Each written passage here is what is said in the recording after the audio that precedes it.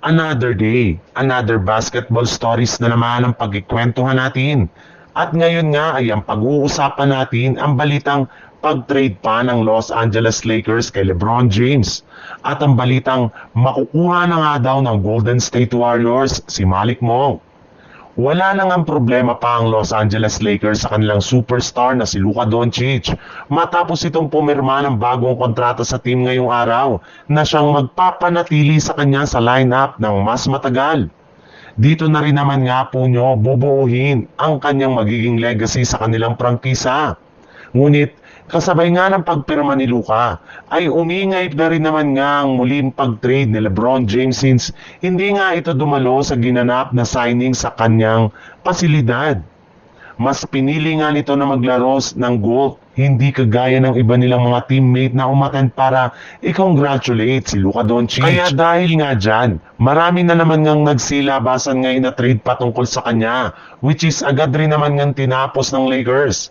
Base nga sa ibinulgar ng isang NBA insider, hindi pa rin naman nga daw kontento ang Los Angeles Lakers sa pagpapapirma nila ng kontrata kay Luka Doncic dahil gusto pa nga nila itong sundan ng pagbibigay ng bagong contract extension sa isa pa nilang superstar na si LeBron James.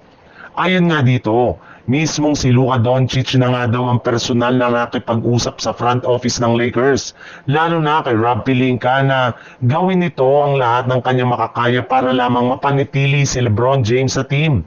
Ayon rin naman nga niya na ipagtabuyan ang kanyang superstar teammate at gusto niya ito na magretiro sa NBA bilang parte ng Lakers. Kaya asahan nga po ninyo na aalokin ni Pelinka si LeBron James ng bagong kontrata sa mga susunod na buwan upang sa ganun ay maiwasan nila ang maging isa itong ganap na unrestricted free agent next summer. Sa ibang balita naman, mismo ang Golden State Warriors na nga nagsabi noong nakarang araw na hindi nga nila tatanggapin ang alok ng Sacramento Kings na si Malik Monk bilang kapalit ni Jonathan Kuminga sa isang trade.